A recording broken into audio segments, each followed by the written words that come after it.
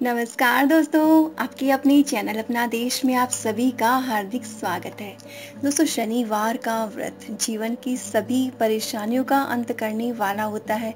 जिस किसी व्यक्ति के जीवन में अगर संकट, परेशानी और चिंताएं अगर घर नहीं छोड़ रही हैं, तो आपने बस एक ही काम करना है, शनिवार का व्रत स्टार्ट कर लेना है।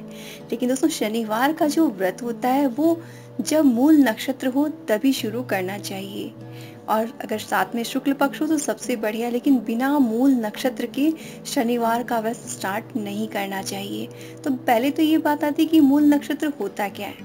दोस्तों, नक्षत्र जो होते हैं ना, वो अलग अलग स्वभाव के होती हैं। जो कुछ होते हैं जिनका की स्वभाव कोमल होता है, और कुछ होते हैं कठोर या उग्र। जो उग्र और तेज स्वभाव के नक्षत्र होते हैं, उन्हें ही मूल नक्षत्र, सतीसा या गंडात कहा जाता है। दोस्तों, जब किसी बच्चे का जन्म इन कठोर या मूल नक्षत्र में होता है, तो उसके जीवन पर कुछ आशंकाएं सदैव बनी रहती है। स्वास्थ्य से रिलेटेड, हेल्थ से रिलेटेड इश्यूज की चिंता हमेशा बनी रहती है। इसलिए ऐसे बच्चों को शनिवार का व्रत और पूजा जरूर से कर लेनी चाहिए। तो बात आती है कि मूल नक्षत्र कौन कौन से हैं। तो दोस्तों, मैं आपकी जानकारी के लिए बता दूं कि अश्विनी, अश्लेषा, मूल, ज्येष्ठा, मघा और रेवती, ये 6 मूल नक्षत्र हैं। दोस्तों, इन 6 में से अगर कोई भी एक नक्षत्र जिस दिन शनिवार को हो, उसी दिन आपने शनिवार का व्रत जो है वो स्टार्ट करना चाहिए। दोस्तों, इस वीडियो में हम पहले जानेंगे शनिवार की व्रत कथा, और उसके बाद में जानेंगे शनिवार का व्रत कैसे करना चाहिए, शनिवार व्रत की विधि को समझेंगे। इसलिए दोस्तों, वीडियो आपने पूरा देखना है। इन्फॉर्मेशन अच्छी लगे तो दोस्तों, और कुछ करें या ना करें, कमेंट में जय शनिदेव या ओम शम शनिश्चराय नमः मंत्र आप लिख दीजिए। इससे भी जीवन की बहुत सारी परेशानी आपकी तुरंत ही हल हो जाएंगी। तो पहले ये चलिए सुन लेते हैं शनिवार व्रत कथा। एक समय की बात है कि सभी नवग्रह यानी कि सूर्य, चंद्र, मंगल, बुध, बृहस्पति, शुक्र, शनि, राहु और केतु आपस में जो है भिड़ गए। विवाद छिड़ गया सभी में कि सबसे बड़ा कौन है। कोई बोले मैं बड़ा हूँ, दूसरा बोले मैं बड़ा हूँ।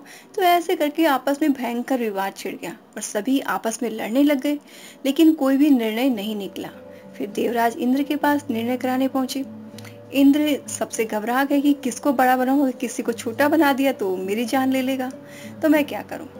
तो उन्होंने क्या किया, इस निर्णय को देने में अपनी असमर्थता जताई और कहा कि इस पृथ्वी पर इस समय राजा विक्रमादित्य हैं, जो कि बहुत ही न्याय प्रिय हैं। वे ही इसका निर्णय कर सकते हैं। और सभी एक साथ राजा विक्रमादित्य के पास पहुंच गए और अपना विवाद कह सुनाया। साथ ही निर्णय के लिए भी उनसे आग्रह किया। राजा इस समस्या से अति चिंतित हो उठे, क्योंकि वे जानते थे कि जिस किसी को भी छोटा बताया वह कुपित हो उठेगा। तब राजा को एक उपाय सूझा। उन्होंने क्या किया कि स्वर्ण, रजत, कांस्य, पीतल, सीसा, रांगा, जस्ता, अभ्रक और लोहे से 9 सिंहासन बनवा दिए और उन्हें इसी क्रम में रख दिए। फिर उन सबसे निवेदन किया कि आप सभी अपने अपने सिंहासन पर जो है बैठकर स्थान ग्रहण करें। जो अंतिम सिंहासन पर बैठेगा वही सबसे छोटा होगा। अब इसके अनुसार लौह सिंहासन सबसे बाद में होने के कारण शनिदेव सबसे बाद में बैठे, तो वही सबसे छोटे कहलाए। उन्होंने सोचा कि राजा ने ये जानबूझकर किया है। उन्होंने कुपित होकर राजा से कहा, राजा तू मुझे नहीं जानता।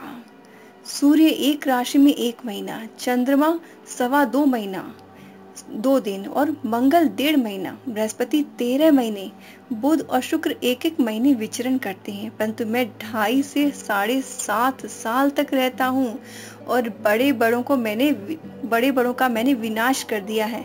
श्री राम की 7.5 आने पर ही उन्हें वनवास जाना पड़ा। रावण की आने पर उसकी लंका को बंदरों की सेना से परास्त होना पड़ा। अब तुम सावधान हो जाओ। ऐसा कहकर कुपित हुए हुए शनिदेव वहां से चले गए और अन्य देवता खुशी खुशी चले गए। कुछ समय बाद राजा की 7.5 आई। तब शनिदेव घोड़ों के सौदागर बनकर वहां आए। उनके साथ कई बढ़िया घोड़े थे। राजा ने ये समाचार सुन अपने अश्वपाल को अच्छे घोड़े खरीदने की आज्ञा दी। उसने कई अच्छे घोड़े खरीदे और एक सर्वोत्तम घोड़े को राजा की सवारी हेतु दे दिया। राजा जो ही उस पर बैठा, वह घोड़ा सरपट वन की ओर भागा।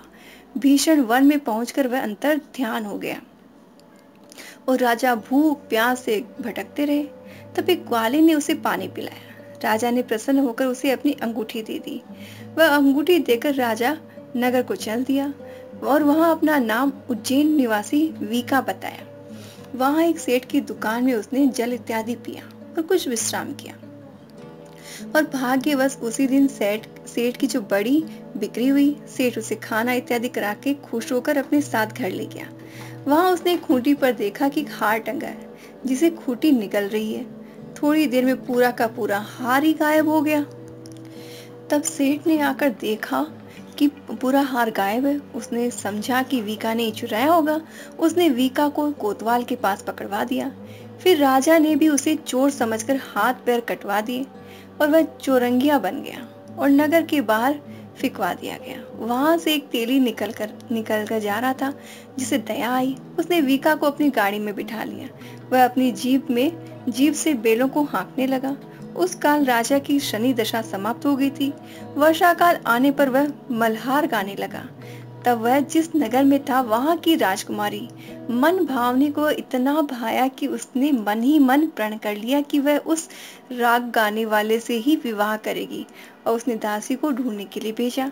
दासी ने बताया कि वह तो एक चौरंगिया है, परंतु राजकुमारी न मानी। अगले ही दिन उठते ही वह अनशन करके बैठ गई कि विवाह करूंगी तो उसी से ही करूंगी। उसे बहुत तरीके से समझाया पर वह तो न मानी तो राजा ने उस तेली को बुलाया और विवाह की तैयारी करने को कहा। फिर उसका विवाह राजकुमारी से हो गया। तब वह एक दिन सोते हुए स्वप्न में शनिदेव ने राजा से कहा, राजन देखा तुमने मुझे छोटा बताकर कितना दुख झेला है। तब राजा ने उनसे क्षमा मांगी और प्रार्थना की कि हे शनिदेव, जैसा दुख मुझे दिया किसी को न देना। शनिदेव मान गए और कहा, जो मेरी कथा करेगा, व्रत करेगा, उसे मेरी दशा का कोई भी दुख नहीं होगा। जो नित्य मेरा ध्यान करेगा, जो चींटियों को आटा डालेगा, उसके सारे मनोरथ पूर्ण हो जाएंगे। साथ ही राजा को हाथ पैर भी जो थे वो वापस मिल गए। प्रातः आंख खुलने पर राजकुमारी ने देखा तो वह आश्चर्यचकित रह गई। वीका ने उसे बताया कि वह उज्जैन का राजा विक्रमादित्य है। सभी अत्यंत ही प्रसन्न हुए। सेठ ने जब सुना तो वह तो पैरों पर गिरकर क्षमा मांगने लगा। राजा ने कहा कि वह तो शनिदेव का कोप था, इसमें किसी का कोई दोष नहीं है। सेठ ने फिर भी निवेदन किया कि मुझे शांति तभी मिलेगी जब आप मेरे घर आकर भोजन करेंगे। सेठ ने अपने घर नाना प्रकार के व्यंजनों से राजा का सत्कार किया। साथ ही सबने देखा कि जो खूंटी हार निकल गई थी वही अब उसे उगल रही है।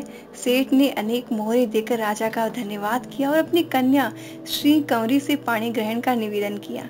राजा ने सहर्ष स्वीकार कर लिया और कुछ समय पश्चात राजा अपनी दोनों रानियों मन भावनी और श्री कंवरी को सभी उपहार सहित लेकर उज्जैन नगरी को चले। वहां पूर्ववासियों ने सीमा पर ही उनका बहुत स्वागत किया। सारे नगर में दीप मालाएं सजी, सबने खुशी मनाई। राजा ने आनंद के साथ जो है फिर जीवन बिताया। जो कोई भी शनिदेव की कथा सुनता है, पढ़ता है या सुनाता है, उसके सारे दुख दूर हो जाते हैं और व्रत के दिन इस कथा को जरूर से सुनना चाहिए। दोस्तों, शनिवार की कथा और फेमस है। वो इस प्रकार से है कि एक समय की बात है, भगवान सूर्य के पुत्र शनि बचपन में बहुत ही सुंदर थे और तेजस्वी भी थे। इतनी सुंदरता को देखते हुए गंधर्व ने अपनी पुत्री कंकाली के साथ शनिदेव का विवाह कर दिया। लेकिन अत्यंत सुंदर होने के कारण इंद्र की सभा की सारी अप्सराएं उन्हें जो देखने जाया करती थी। इन अप्सराओं को देखकर कई बार शनिदेव उन पर मोहित हो गए थे और यह बात गंधर्व पुत्री कंकाली को बिल्कुल भी अच्छी नहीं लगती थी। तब एक दिन गंधर्व पुत्री ने अपने पति शनिदेव को श्राप भी दे डाला कि आज से मैं आपको श्राप देती हूँ कि आप अपनी सुंदरता पे पश्चाताप करेंगी और आपकी सारी सुंदरता बदसूरती में बदल जाएगी और जो कोई भी आपको जो देखेगा उस पर साढ़े सती का प्रभाव पड़ेगा और आपकी दृष्टि हमेशा नीचे की तरफ ही रहेगी और सीधी दृष्टि करते ही सामने वाले को साढ़े सती का भोग भोगना पड़ेगा। तब शनिदेव भगवान शिव की घोर तपस्या करते हैं और तपस्या से भगवान शिव प्रसन्न होते हैं और सूर्य पुत्र शनिदेव को वर मांगने को कहते हैं। तब शनिदेव बोलते हैं कि सदाशिव शंभु हम पर कृपा करें और हमें सृष्टि पर सीधे देखने के लिए वर दीजिए। भगवान शिव बोले कि जो व्यक्ति शनिवार के दिन पीपल के नीचे तेल चढ़ाएगा उस पर तुम्हारे पड़ने वाली दृष्टि शुभ दृष्टि में बदल जाएगी। इसीलिए शनिवार के दिन पीपल के नीचे शनिदेव की पूजा करने और तेल चढ़ाने का विधान है। तो शनिवार की पूजा जो है बेसिकली तो पीपल के पेड़ के नीचे करनी चाहिए। शनिदेव की मूर्ति या तस्वीर घर में नहीं लगानी चाहिए, ऐसा विधान आता है, क्योंकि अगर शनिदेव की नज़रों से नज़र मिलती है तो उसका कुप्रभाव सामने वाले व्यक्ति पर बहुत अधिक भारी पड़ता है। इसीलिए हो सके दोस्तों तो आपने शनिदेव की पूजा पीपल के पेड़ के नीचे करनी चाहिए। और इस दिन आपने चाहिए कि आप सुबह में जब स्नान करें तो काले तिल डालकर आपने स्नान करना चाहिए।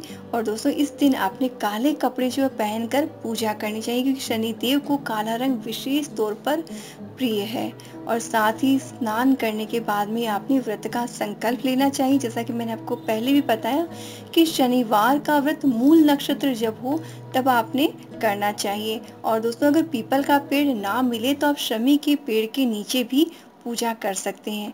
बेसिकली होता ये कि उस जगह को हम गोबर से लीप कर तैयार कर सकते हैं, नहीं तो आप उस जगह को साफ कर लीजिए, तो आप पानी डालकर थोड़ा सा उसको हार्ड कर लीजिए ताकि वो मिट्टी जो वो जम जाए। फिर उसके ऊपर शनिदेव की मूर्ति या तस्वीर को स्थापित कर देना चाहिए और शनिदेव को पंचामृत से स्नान करवा के काले पुष्प जो वो अर्पित करने चाहिए। धूप दीप से शनिदेव की पूजा करनी चाहिए।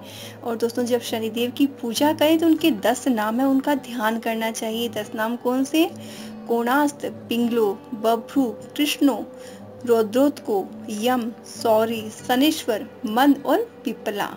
ये 10 नाम जो आपने जरूर से बोलने चाहिए। और पूजा करने के बाद पीपल के पेड़ पर आपने कच्चा सूत जो है वो 7 बार आपने लपेटना चाहिए।